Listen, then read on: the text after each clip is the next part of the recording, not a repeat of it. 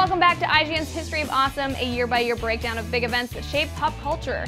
Today we're covering 1999, the year Sega launched its last console. We were getting to know The Sopranos on HBO, and in theaters we were trying to convince ourselves The Phantom Menace wasn't that bad. Let's get this discussion started.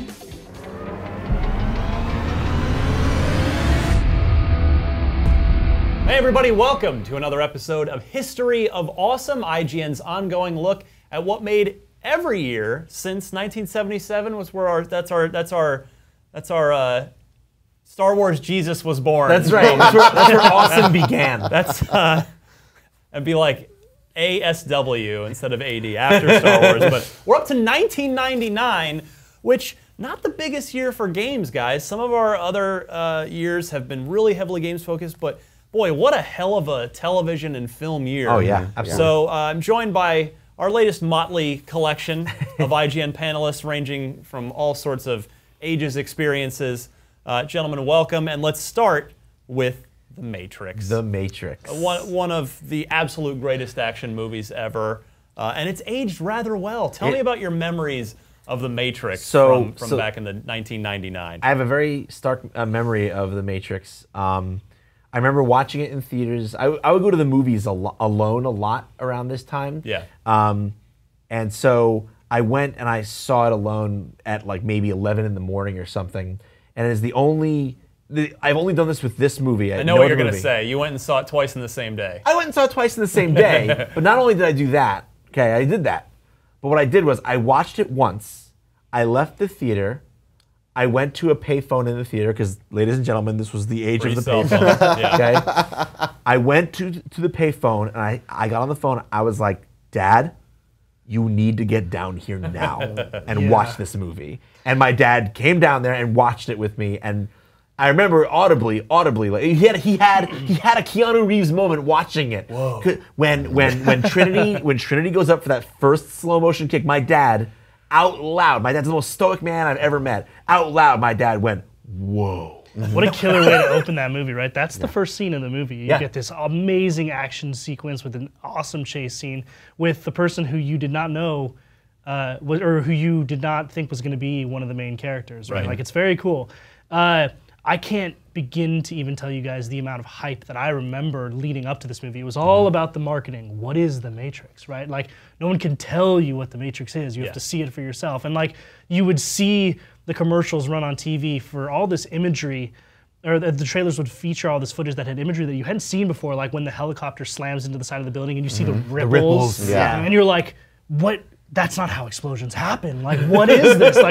Like, you had this genuine desire to know what it was because it seemingly was something that you could not have perceived in movies before. And indeed, it kind of was that. Like, a lot of that reveal about what the Matrix is when Neo gets it from Morpheus is a huge like a big point in movies for me. Yeah, it was an extraordinary enticement. They pulled you in. That marketing was brilliant, and they were so good at not spoiling it. I thought, is this about aliens? Is this about, I don't know. And you could walk into that theater, sat down, and then you get pulled into this kind of William Gibson distilled action movie. And just like, I did not see this coming. This is Alice in Wonderland with Kung Fu, and I love it. And I didn't like Keanu Reeves up to that point.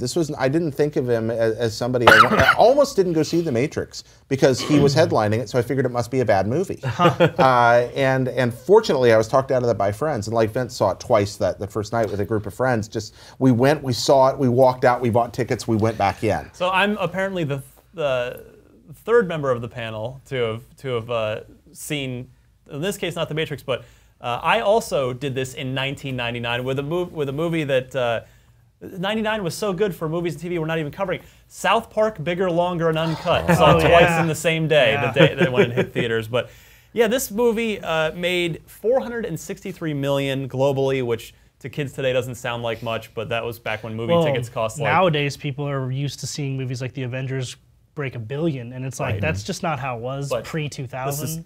A $63 million budget. Exactly. So $400 million take. It, of course, elevated Keanu Reeves to superstardom and respect in the likes of people like Jared Petty. It launched the Wachowskis to stardom. They would go on to have an up and down career, let's say, with certain things like Speed Racer, not good, but plenty of other good stuff as well. And the real thing I think a lot of people don't remember, or maybe are too young to realize, is The Matrix was kind of the killer app for the DVD. That was the movie you had to have on DVD to get the digital picture and sound and get the the full home experience. I bought a copy of The Matrix with my first DVD player. I still And have brought it my home copy. together. Yeah. I do too. And the paper sleeve with the plastic snap. Yep, that was the justification. Now you sat there and you went, well, this is what I'm going to do with this thing, and that wonderful sequencing, just the incredible choreography, also the way that it combined music and action in ways that we really hadn't seen in American cinema very often before. That sequence in the bottom floor of the military building, you know, the one that you think of, I think, whenever you think of the movie, just sitting there stunned, like you said earlier, that whoa. I think that resonates with us because that's what we were all feeling over and over again. And I wanted to touch on something you just brought up with that Western mentality. Like, it's very Eastern influence, although it's a Western movie. It did something that a lot of martial arts movies that had been made in the Americas didn't do before, even though this is Australian produced. Just minor note. Choreographed by Master Wu Ping, I believe is his name. I believe you have that correct. Yeah. Whose influence you see all over the movie, things like longer takes. There's a lot of extended choreographed scenes, whereas traditional Hollywood movies will hide punches and kicks with hard cuts and a shaky camera. He does the opposite. He puts it on a tripod, highly choreographs the scene and lets it play out for 5 or 10 seconds, which just amps the action up that much more and makes it seem and feel all that more intricate. Because it's conveyed so clearly when you shoot it like that. Like that's what, like you said, so many movies, especially in this era, it's like the height of like the MTV cut, I call it, like the MTV camera editing, where it's just fast, quick cuts, all blurred all over the place. Your eyes are gouging blood. Ridley Scott and Gladiator. Right, exactly. That's one of the reasons why I couldn't get into Gladiator, is because I'm like, I don't really know what's happening in these fights, but like, I love that movie. But you can compare it. Like, go back and watch the scene where Morpheus fights Neo for the first time in the simulation, and count how many cuts there are in that. It's remarkably few compared to a similar length fight sequence in a movie like The Avengers or something. Yeah, absolutely. Bad Keanu Reeves impressions went up globally by 10,000%. Parodies of The Matrix were all over the place. I mean, it wasn't the actual Matrix, but The Matrix Revolutions, where Will Ferrell at the MTV Video Awards. Like, The Matrix it established this culture, this pop culture reference that was so timeless that we're still talking about. Morpheus is in Kia commercials in 2015. That's true. This movie came out 16 years ago. It made Cowboy Curtis cool again. Yeah. I mean, that's really what it was. And it did win 4 Academy Awards to finish up on The Matrix for editing, sound effects editing, and visual effects, all very well deserved. So, absolutely. Oh, The Matrix was so good. Moving on to our next topic, we would be remiss we didn't also talk about what I think remains.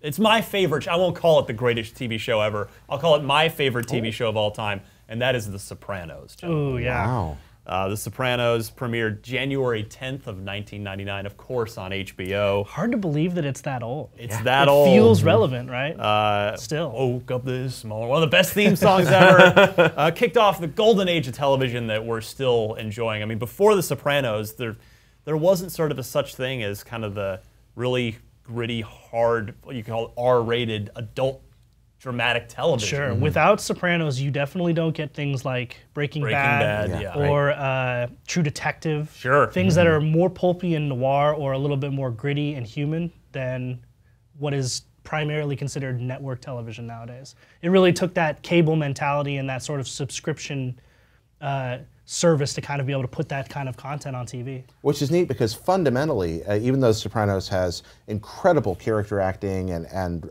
somebody's getting whacked every now and then, it is kind of at its heart and soul a really well-written soap opera. And that's one of the things I love about it. You're just kind of caught up, here's this guy and you're caught up in his family life and he's trying to deal with the same problems you are, just in a very mobstery way. Well, it's just as much crime thriller as it is drama. And I think that's what really drew all these sorts of different audiences to it. It was like there were a lot of people out there who didn't necessarily watch that type of mobster gangster movie or don't like Scarface or Goodfellas. Or The Godfather, who were enraptured by The Sopranos, and it's because of these dramas, because of these characters. Yeah, and I think it's also because of the context in which it places characters like that. Like I think if you look at something like Goodfellas, which I love, or Casino, or Godfather, you know, what the common thread there is that even the movies themselves, even if they're kind of saying, hey, crime isn't the best thing, the main characters are kind of portrayed as rock stars and gods. Like the movie glamorizes them. The movies glamorize them and look up to them. And James Gandolfini's character in this in this show, he's kind of a broken person, and he's the whole point of the show. He's in season 1 or if they go, he's in therapy. He's in therapy. And you watch him sparring in a way as best he feels he can with his therapist. You know, Dr. Melfi. Dr. Melfi. Yeah, who's this?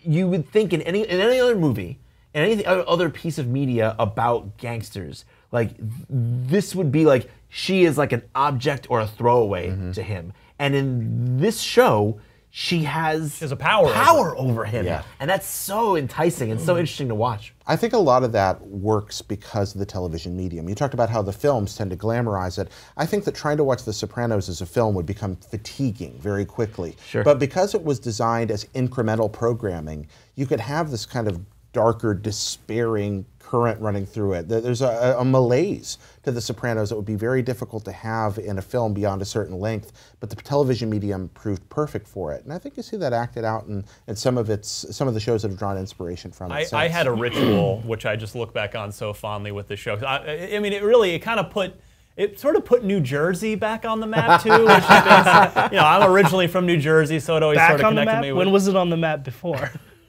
Kevin Smith. Kevin Smith. That's true. Born to Run, Bruce Springsteen, in the mid-'70s. Battle of Trenton. But yeah, like that was my first apartment in California, in the Bay Area, and on Sunday nights I would make myself a plate of rigatoni with marinara sauce, get some Parmesan cheese on there, and I would sit, food. I know. You know, in this little one-bedroom apartment, and I would sit at my table and watch this because I always loved it. Watching that show. Always made me hungry. Yeah. You know, when they always go to the, I can't remember the name of the restaurant that they go to now, but you know, they were always in the restaurant eating like delicious Italian food, and so I was like, all right, I'm gonna start eating during the show because I can't take it anymore. Yeah, one of the handful of shows ever in the history of my family where, at least for the first couple of seasons, that was like, I know it's like a weird like family night, but like when I was, you know, when I wasn't at college, like when I would be home from college. Like on a Sunday, we'd all get together and we'd sit down and we'd watch together. Now the show was so good. I mean, not just commercially, but critically as well. Twice won the Emmy for Outstanding Drama Series, which seems like not enough. Not enough, right? Yeah. But it was nominated every year it was on. Yeah. Wow. James Gandolfini and Edie Falco, they were nominated 6 times each for Outstanding Actor and Outstanding Actress, respectively, with each of them winning 3 times. Lorraine Bracco. Pardon me? Did Lorraine Bracco ever win? Not from what I saw. But the other big thing I wanted to get to before we move along is let's talk about the ending to The Sopranos, because that was divisive. Is that the right word? Hugely divisive. Yeah. Polarizing. At the time it happened. There were reports of a lot of people. Now this was pre-social media. If this had happened in social media time, it would have been trending for days probably. But there would have been petitions to change it. That's true too. It would have been Mass Effect 3'd. But there were reports of people calling their cable providers thinking that their service had gone out. Oh, because that's great. The show just cuts famously to black. cuts to black, like mid-sentence. Yeah. I don't know. I mean, I talk to all sorts of people who fall on both sides of the fence here, right? There are people who love the ending and thinks it's befitting of like what the show meant to them, and other people who thought that it ruined everything. What about, where do you guys fall? This is a history of awesome. This is a celebration of good things, but I absolutely despise the ending of The Sopranos. I understand why people like it and appreciate that, but it was not what I desired, which was, if not a complete resolution, you can't resolve everything. But I wanted to have the feeling of an ending. I don't like uncertainty in my endings. You know, what was it the Joker said about, if I'm going to have a past, I prefer it be multiple choice. I'm fine with that in the middle of the story, but when I reach the conclusion, I'd like to have some idea of where these people went. I don't want to have a choose your own adventure. See, for me, I always liked the ending because it sort of connected you with, it sort of gave you an idea of what Tony's life was, where he didn't know, like, any innocent diner door opening could be it for him, because he always had the target on his back being who he was and the position he was. So that's how he spent his whole life, having to sort of look over his shoulder. And I always sort of appreciated that's sort of the impression that we're left with as this show came to a close. I'm on your side. I think like it fits, although it's not exactly. I'm in one way I'm on Ryan's side, in another I'm on Jared's side. Like Jared, I like resolution in my stories, but like Ryan, I kind of admire the fact that the filmmakers were going to commit to a perspective technique like that, because that's what it said to me, was like, if you were the viewer in his head, like that's how it could have ended, and that's how it might have ended for him, and he knew that the whole time. Now, just to finish on this last point, David Chase did give an interview years later and did say, no, Tony did not die after that. So he did answer that long-standing question by saying, no, Tony was not killed there. I did not know that. Yeah, neither did I. Let's move on to something that had so much awesome leading up to it, and then was one of the biggest things, period, in any medium of any sort of anything in 1999, and that was the return of Star Wars in Star Wars Episode 1, The Phantom Menace, May 19th. This was May 19th, 1999. We were talking about hype leading up to The Matrix. This is on another level. Whole different. I remember. I was still pretty young at this point. I was 13, you know, and I remember it was a big deal when I realized my parents and all of their friends were taking the day off from work to go see it in theaters. And I was like, wait, these people are adults with jobs, and they're gonna skip out to go see a movie. And I was like, something is making them like kind of return to their days as kids the way I am right now. And I've always loved the movies. You know, I don't have to justify to myself skipping work or anything meaningful to go see a movie, because that's just what I do. But to have like someone who's, you know, my parents were doctors, to do something like that, it really put it in perspective. I mean, sorry, your surgery's gonna have to wait. I gotta see the Phantom Menace. I'm sure it won't I'm going spread to any surgery. further Can't in we the meantime. reschedule my surgery for another day? I want to see it too. But that hype, I mean, I had been waiting for this since I was 4 years old. 1983, I see Return of the Jedi, and I'm like, what's next? Because by then I realized that was episode 6. That meant there was a 1 through 3, and that meant someday, and it was college, and I'd waited that long, and the trailer was very well constructed. Yeah. It looked like Excellent it was trailer. Yeah. Excellent trailer. And so I go, you know, going to see this. I'm living in Florida at the time, so I wait in line a week before the movie comes out. Which is worth pointing out that this is pre-buying tickets online. There's no Fandango. People there's You no, want a literally, ticket, you need to be there. There were news stories of people literally camping out weeks ahead of time to get to the first showing of the film. I met some of them. They were amazing human beings. They were very excited about Star Wars, and I feel bad for them now. We waited in line, a group of friends, 11 hours outside the theater a week before to buy our tickets, and it was an event. There were hundreds of people. It was the largest theater in Florida at the time, and people wrapped around this plaza, just hundreds and hundreds. There was a LAN party going on with laptops. There were people playing Star Wars board games and role-playing games. On 1999 laptops, it must have been about a 45-minute LAN party. Yeah, there was that. Well, they found an outlet. Oh, good. Yeah. No, they had to power the hub too, because you sat for hours before the line moved. They didn't open. The box office didn't open until 4. We just got there very early in the morning to wait for the box office to open. And my favorite part was these guys working on a Star Wars puzzle, and they worked on it all day, but they didn't finish. And as the line started to move, people kept working on it. That's awesome. So that by the time we came back around to finish, it was just sitting on the sidewalk done. But yeah, that, and then came back a week later, waiting in line another 6 hours with our tickets to get in at 12:01 a.m. to watch that movie, and we sure did watch a movie. And you know what was special about it for me too was that like I was at this perfect age where Star Wars was a massive formative part of my growing up. Like it was the first movie I ever experienced in any way because I was actually in my mom's belly when she watched it in the theaters, the original Star Wars. Did the midichlorians influence you there? Oh God, don't say the M word. Midichlorians are not real in my mind. No, but I grew up loving these films, and I was just at an age in 1999 where I could feel some kind of regret that I missed getting to experience them in the theaters. I mean, you could have experienced them in the theaters with the re-releases, but it was the idea of like that I wasn't there when it happened. Oh yeah. Was like, aw, man. Well, and so this is gonna be like my chance. I was like, I'm gonna get a chance to experience it, and then like 20 years from now, a new generation will look back and go like, I can't believe I didn't get to experience it. It didn't quite work out that way, but I don't want us to miss.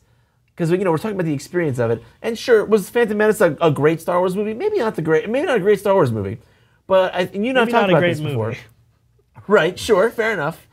But there are great moments and scenes in it. Like I remember just loving the pod racer scene, especially like the lack of music for most of it was so tense. It just dialed you into that like little mini sport that they were creating for you, and it was a long sequence, and you really got to like take it in. There was a real, when I say epic, I don't just mean like epic, like oh my god, it's epic. It had a sense of like an epic, the way it was shot and how long the sequence did. This is a movie also that wowed a lot of people just from a technical standpoint. Absolutely. Yeah, absolutely. They had really pushed green screen CG technology exactly. forward. Like George Lucas had always been known as someone who was really pushing the envelope and who famously went back to the original trilogy and redid a bunch of the special effects to better suit his vision because he just didn't have the technology that he wanted back in the 70s when he made the first three.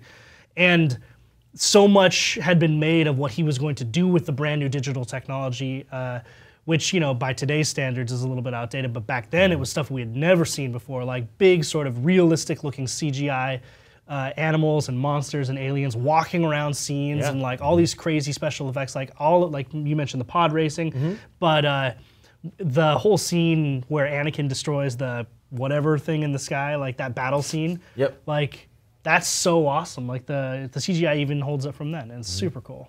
And as 13-year-old Sean Finnegan watched it, I was amazed. It was awesome. Well, a little darker than Star Wars was Fight Club. Oh man, another movie what that a movie. That is probably aged better than Star Wars Episode 1 has.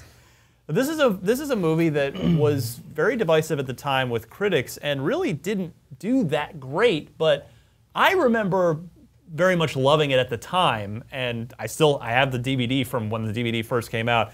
But boy, based off the book by Chuck Palahniuk, I think I've hopefully got that pronounced correctly, made $100 million at the box office off a $63 million budget, but the studio didn't really know what to do with this movie when it came out because it was. God, that's true. Well, think about that movie, right? Notoriously difficult to market. Fincher notoriously clashed with the studio on that movie too because they did not see eye to eye on it. But I am Jack's pleasant surprise. Yeah. This was a film that had quite a twist to it that I didn't see coming. I love this movie. The performances too were phenomenal. What I love about it, I want to speak real quick on the idea that the conflict there between Fincher and the studio. You can see that in the marketing. Like so my whole story, the whole thing. What I'll always remember about Fight Club, for me, is that I saw maybe a year before the movie came out. I was in the theaters watching some movie, but the trailer there was a teaser for Fight Club, and it seemed dark and thoughtful, and I was like, wow, I need to see this movie. I was really super interested in it. And then a little bit closer to release, I went to the theater again, and there was another trailer for it, and I was like, oh cool, another trailer for that movie I've been waiting for. I'm like, yeah, this is really neat. And it was totally cut more like an action movie in that trailer, and I was like, I wonder if maybe this isn't the movie I kind of wanted it to be or thought it was. And then, even worse, 2 weeks before the movie came out, there was a TV spot that totally sold it as an action comedy, and I almost didn't go. I almost didn't go see it. I almost didn't go see it. I was like, forget it. I'm like, this isn't what I thought it was. Like, it's gonna be a dumb movie with like a bunch of people punching each other and taking pratfalls, and like, this is gonna be silly and dumb. But I was like, you know what? Let me see it anyway. And I went to see it, and sure enough, it was definitely the movie that they originally teased. Yeah. But like the way they tried to sell it to like a different audience just almost totally turned me off to it. The storytelling in this movie it draws from a different time, right? Like there's not a lot of big Hollywood movies that feature heavy narration, especially from the perspective of one character. That's very something you see a lot in film noir crime dramas, which this isn't it's not marketed as either, and it really isn't either one of those things, although it has qualities of both. I would say Edward Norton and Brad Pitt probably at their finest. Yes. Like I there's agree. How many other Edward Norton performances are better than that one? Like there's American History X. American History X is really good. Primal Fear is pretty good. But that's I don't that's think the trifecta right It there, also, right? but Yeah. this definitely upped Norton's status in Oh, Hollywood yeah. quite Big a bit. time. I would say all three of them, right? Like Brad Pitt had been on the up. He was always going to be a movie star, but he had still not really broken out of that pretty boy phase. And he'd done yet. Meet Joe Black before this, Right. I believe, Right. too, That's which right. was not, Yeah. yeah. Which, if anything, was a big like blow to him trying to get out of this pretty boy phase. Right. Fincher had made Seven at the time, Yeah. which was Incredible. critically but not commercially hailed. Correct. And this kind of solidified him as the real deal. Fight Club was a punch to the head. It's one of my all-time favorite movies. Fight Club was a punch to the head. says IGN.com. It really was just like getting hit in the teeth with a pugil stick. I mean, it was shocking. It was brilliant. It was funny. It had incredible performances. I saw the twist coming and still enjoyed the movie, even with a sense of anticipation. It made you sympathize with fascism and cultism, and not really realize you were doing it for a while. Well, it has this very like provocative punk rock attitude to it, where it speaks to this idea of like, you know, people who come to this realization that like that system that's kind of enticed them to be part of it that whole time has betrayed them and has made them unhappy. Like, and it's this revolt against, you know, classism and sort of like commercialism that, again, you didn't really see in Hollywood movies, because the Hollywood movies are essentially that, commercialism, right? Like, it was super. It's a very like revelatory movie for me. Yeah, Filming lasted 138 days, which is a bit long. That's over for principal photography. Yeah, that's over 4 months, 4.5 months, during which David Fincher shot more than 1,500 rolls of film, which Wikipedia tells me is 3 times the average for a Hollywood film. Yeah, that's a couple million feet. That's about 8 million feet. It's amazing. Yeah. Also, remember, star turned for Meatloaf. His I name. am Robert Paulson. That's Yeah, right. his name is Robert Paulson. Was Robert Paulson. There was a lot Was it of not? people repeating things like that after that movie too, right? Well, there's so many good one-liners in Rule it. So number many good one, quotes. Fight Club. Yeah. Some of the things that come out of Helena Bonham Carter's mouth in that movie are Oh among my the God. funniest things I've things ever I heard on cannot say. film. Things I cannot say. How can we not even mention that? She's phenomenal in that movie. great. I mean, we've kind of come to understand her as an actress who's always phenomenal in these very small roles or with very little screen time. But you hadn't seen a lot of her back then. A lot of period pieces. Yeah. She'd been in a few Shakespeare, film adaptations, and was always kind of this quiet, wilting flower, And then there's Marla. And there's Marla. I can't even. There's literally not a line I can quote of hers without it being a problem. Well, for then she her. sort of went on to become Tim Burton's muse and actual real life wife as well. Yeah. That's they had quite the connection. The Sega Dreamcast. Oh, Yes. man. All right. Stoking the flames of my. You want to talk about something that's ahead of its time. Yeah. 18 of the best months in the history of American video games. Absolutely. It 100%. burned so bright and died so quickly. So We should quickly. talk about being ahead of its time. I mean, I remember, like, it was little things that really blew me away about it. Like, the memory cards had, like, a little video game. VMUs. The VMUs, Yeah, visual like memory you units. you could play a little video game that looked kind of like one of those Tiger Electronic video Yeah, games from sure. way back in the day, but it was not its own console or handheld. It was the memory card. It was And I was literally like, the memory card.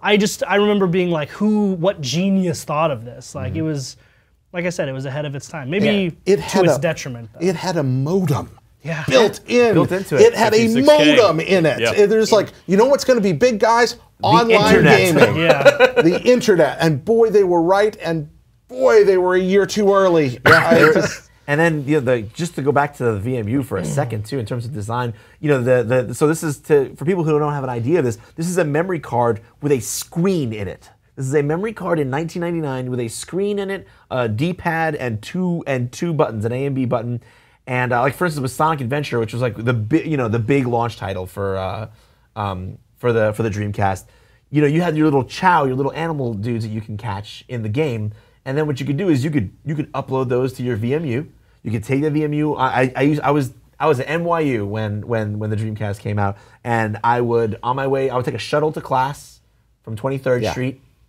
And I would sit there on that shuttle with my VMU playing the mini games on the VMU to level up my chow. And then at the end of the day, classes were over. I'd go throw it back in my Dreamcast, and there you go. My chow in game were were leveled up and powered up by what I had done while I was on my way to class. You're pretty much describing companion apps, which Yeah. is These are 15 years, companion apps, 15 years 15 years ahead of time. But the sucker, it was so compact and dense, and it had the 4 controller ports, and it felt great. It had just enough storage capacity with that proprietary format to the GD-ROM. the GD-ROM to put. But I think what you just can't miss with the sucker, Sega had poisoned the water so badly with the Saturn, with the Saturn 32X. and the 32X and the end of the Genesis lifespan and several other things. But they produced this incredible machine, and then the software library that came out with the American launch and following. There are 40 or 50 games in that library that are all worth going back to, that are still fun 15 years later. My former coworkers who were big Dreamcast people would Virtua Tennis was Virtua Tennis, like a religion unto itself. Virtua Tennis, Res, Red Ikaruga, Mars Matrix. Mars Matrix is one of my favorite. Red Dog. I don't know if you ever played Red Dog. But Red Dog was super good. Fur Fighters. Skies of Arcadia. Soul Calibur. Soul Calibur, my heart and soul. Launched on the marketing-friendly day of $99.99 for a price of $199. Wow. But you mentioned software, but remember, EA chose PlayStation. EA did not support the console, and that was a huge strike against it. As was, that was a huge strike against it. As was the ditch they had dug with the Saturn and the Genesis. But also, one of the things that at least then I attributed very much to its kind of ailing is that it was on store shelves in the looming shadow of the coming PlayStation 2, which at that E3, at the E3 right before the Dreamcast launched, right as the Dreamcast was about to launch, which would be a full year ahead of the PS2, Sony went ahead and was like, that's when their whole Toy Story graphics campaign began, and the spearhead of that really was a concept video of Gran Turismo and how it would look on the PS2.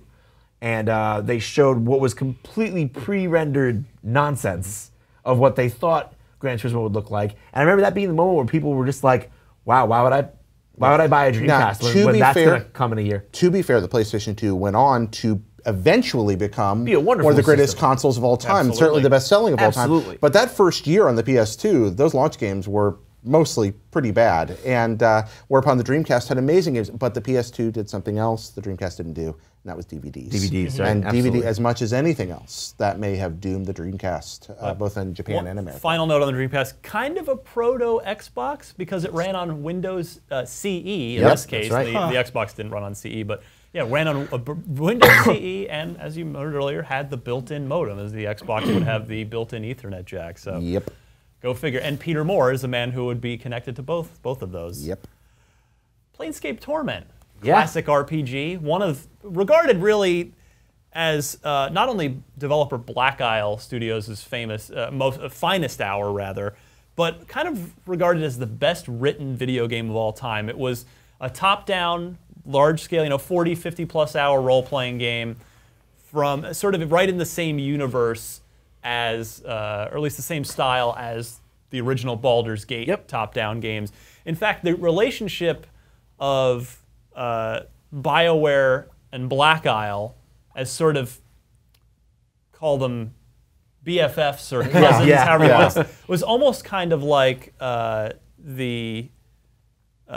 see, what would be the good way to put it now? Kind of like the Bethesda Obsidian with Fallout and Fallout 3 in New Vegas. Of course, the interesting bit there being that Obsidian is formed by former Black Isle people. You're drawing an incestuous tumbleweed of game development. No, but I'm going to go back to the Matrix for a second. Unfortunately, no one can be told what Planescape Torment is. You have to see it for yourself. It's true. It is there is nothing else completely like it. It does have that common kind of genetic heritage with Baldur's Gate, but it is story-driven in a very different way. It is the stupidest title. Planescape Torment is a terrible name. Yeah, that tells me nothing. But not back about then. it. It wasn't so. Now it would be not looked upon favorably. I think another key thing about it from too, a game name perspective, like the writing is brilliant, absolutely, and the gameplay. Gameplay has its roots in amazing systems. But I think the key thing there is that for a lot of people, the D&D-ish moniker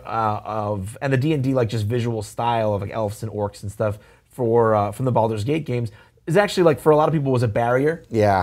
And or just kind of boring to some people. I mean, not to me certainly, but a lot of people just find that those kinds of tropes and that kind of those trappings just not interesting. And Planescape took like the mechanical depth of those games and put it into like this kind of underworld, supernatural, undeadish. I don't know how. It's hard to really explain it, but a completely different visual and a tonal context that made it more interesting for some people. It's almost like what would happen if Douglas Adams wrote a D&D game. It's Sure. just, Yeah. it's Sounds really awesome. odd. Yeah, the writing's Yeah. just, Good way it's to put it. really Yeah. funny. People forget is. that. It's really, really funny. Yeah. It's on GOG. It's in a nice little emulation wrapper, and you can buy it cheap. Go play it. If Grim Fandango had been a BioWare, if Grim Fandango had been a 2D BioWare like RPG. Oh, that's an interesting comparison. Yeah, it's not quite as blatantly festive because it's dark, but it's dark funny. Like it's just weird. Oh, I love it. Well, let's talk about another game that definitely did not have name problems, did not have any visibility problems whatsoever. That's Counter-Strike. Counter-Strike. Sean Finnegan, you still play Counter-Strike. I've been playing Counter-Strike for 15 years. I played the very first Counter-Strike starting in Beta 7. My buddies introduced it to me. My friend, this guy Adam Blair, childhood friend of mine, his dad was a computer programmer, and he had all sorts of games like, great and terrible on his computer, and we would always go over to his house during the summers and play these games. But the one that really caught our attention was Counter-Strike, and I've been playing it ever since. Like, what more can I say about it? It epitomizes what I believe to be like the best thing about video games, and that's gameplay over graphics, right? Like, if you want to create a game that people are going to play for a long time that has staying power, like, you have to make it play really, really, really well instead of look really, really, really It is good. one of the most popular and most played first-person shooters ever.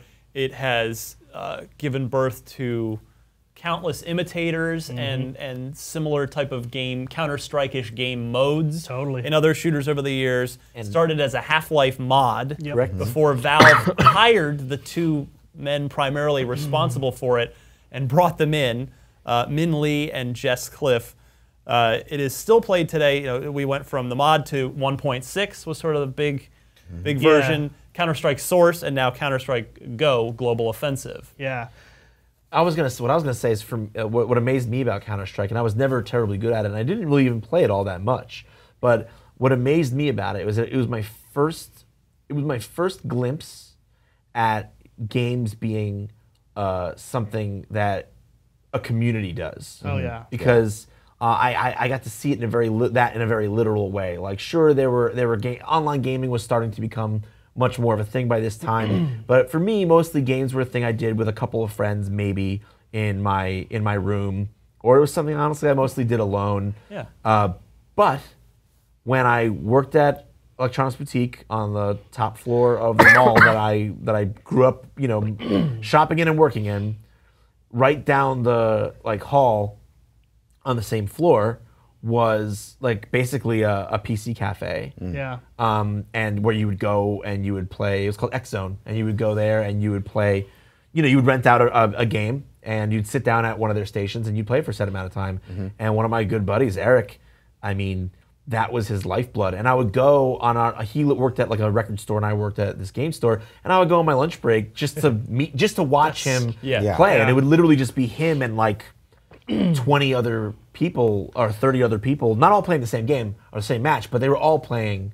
Yeah. They were all playing Counter-Strike. It built on that community foundation that Quake Team Fortress and some of the very early mods had made, and people creating their own content and refining games and making them better. Counter-Strike taught me that I'm bad at video games. It's just about perfect. It's one of those games that to this day is known for having a very steep learning curve. It's very much like, you got to practice, you got to play a lot, and you have to be. It doubles down on the core, what I think core pinnacles of first-person shooters are, which is aim, skill, tactics like positioning and teamwork. There's no perks, there's no loadouts, there's no bonuses, there's no randomization. No unlockables. No unlockables, none of that. No progression. It's just, can you shoot that guy faster than he can shoot you? And that's it. And if you can, then you're going to be good, and if you're not, then you're going to be terrible. And incredibly, it was mostly all about one map. For many years, DE Dust. Yeah. So the map pool was varied, and you had AS maps, which were escort maps, DE maps, which were destructible maps like you explode a bomb. Other ones, CS, which were like hostage maps. When they released Dust, which was the first one kind of set in the Middle East, which was like this sort of, the color palette was totally different. It was big and wide open. It changed everything. People thought that this was the coolest map ever, and they played that map. There were servers dedicated to just Dust, 24/7 Dust all the time, and that's what people played. It was super cool. Well, starting to run out of time, but I would be remiss if we didn't mention also 1999 in the same category, two other very influential first-person shooters. They go together. You can't really have one without the other. They were positioned. They came out around the same time. They were pitted against each other, and they're very much now. You generally can't say. You have to almost pick a side, and that's Quake 3 Arena and Unreal Tournament, the original game from those two first-person shooters were, of course. I just remember this era so well. It was arena-based, Twitch-based. 1v1 generally. Well, not in the competitive necessarily. scene, I think it was all 1v1, in the right? competitive, but this supported, much larger. And it's you had your sort of hardcore, tried and true Quake evolution with rocket launchers and rocket jumping and bouncy pads and things. And then you had the newcomer. Yep. Because Unreal had existed, but not Unreal Tournament. Right. Unreal was this single player game known for its amazing the graphics, the Unreal amazing engine. visual engine. But Unreal Tournament took Unreal and turned it into a multiplayer game with the goop gun and the flak cannon, all these sort of crazier SMG weapons. shock rifle. Well, people were fantastic. They started looking at there'd been these years where first-person shooters had to have single-player campaigns that were enjoyable, and then people would kind of spawn off and take some of the single-player maps, and they'd build their own multiplayer maps, and they'd build their own mods on them. And finally, somebody said, the multiplayer stuff a lot of times way more fun than why don't we just make games around this? And with Quake 3, when they were just like, nope, this is a multiplayer game. That's it. People were like, what? But I'd been playing so much Team Fortress and Action Quake 2 at that point that I was just like, come to me! And Quake 3 was the game where John Carmack himself, the programming genius who made the engines, was actually the lead designer as well, which had not happened on any of id's other games. And Quake 3 lives on. It was part of this great movement of Unreal Tournament. Multiplayer, skill-based focus shooters. Like all of them kind of originated there on Steam too. Like you had Counter-Strike, you had Unreal Tournament, you had Quake, you had Day of Defeat, Team Fortress, Deathmatch Classic. Like all of those games I remember playing a lot when I was a kid. Obviously Counter-Strike the most, but I had friends who played tons of Unreal Tournament and they were really good. I could never quite get used to the pace of it. It's a very, very fast game, like, even by today's standards. So yeah, real quick, let's see. Sure. Quake or Unreal, guys? Unreal. Quake. Oh, I had to be Unreal. Unreal. Yeah. Oh, I'm alone. I'm definitely an Unreal guy. Like the speed of it, the verticality of the level designs, the weapons and how many of them had alternate firing modes, and the most like articulated like little mechanic of any shooter at that time. I loved the wombo combo of the ASMD shock rifle, like firing the secondary fire off like the big ball and like watching it go out, and then just like taking aim and hitting it with the primary fire to blow it up and like just blow grass to smithereens. Give me that sweet Carmack netcode. Well, there is that. There's that too. Let's switch gears back to movies to as we wind down here. Got to talk about the Blair Witch Project. Sure. Oh, yeah. Cultural phenomenon. That Blair Witch absolutely. ushered in the sort of the found footage era of movies that's still very prevalent, particularly in horror films now.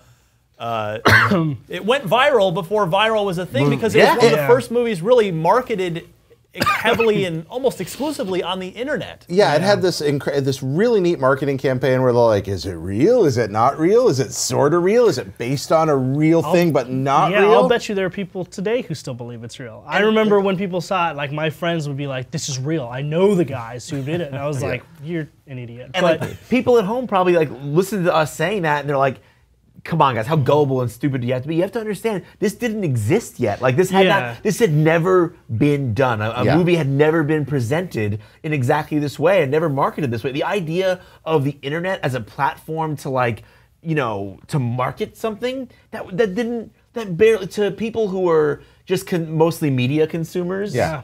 That was no, you can't do that. That couldn't be. If it was on the internet, it literally, we were still early enough in the age of the internet where people did really believe that if it was on the internet, it was true. Like we hadn't gotten too far past that. Just Even yet. then, the companies knew that people on the internet were gullible. Yeah, Exactly. But beyond the marketing, which was exceptional and allowed them to make a profit margin that's simply obscene out of Cost this film. $22,500. That's $22,000, Yep. not million. $22,500 and grossed $250 million.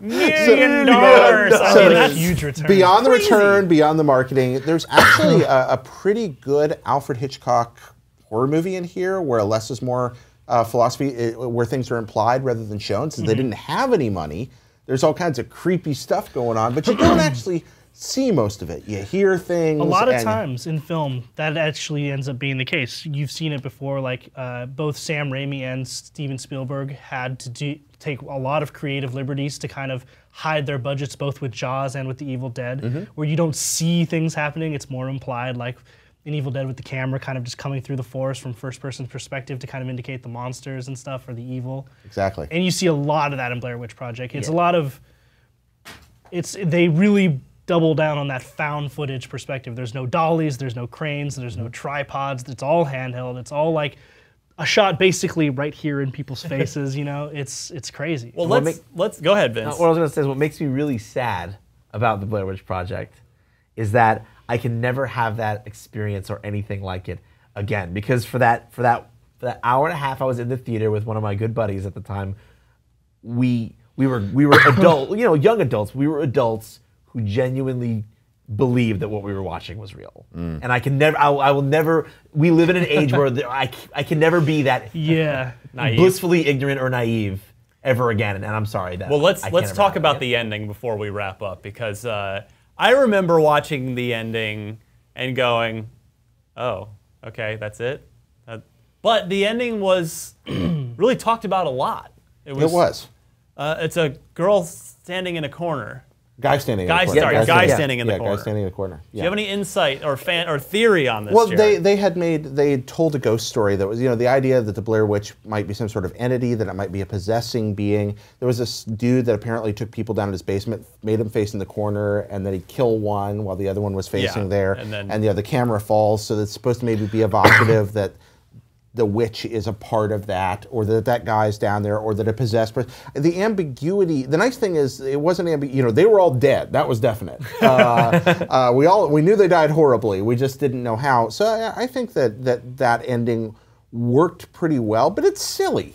It's a silly movie. Most horror movies are silly if you think about them too hard. And I think that ending baffled some, pleased others, but fit the general tone of the film, which is a lot of shaky things happening, and then you focus and you're like, oh no, bleh.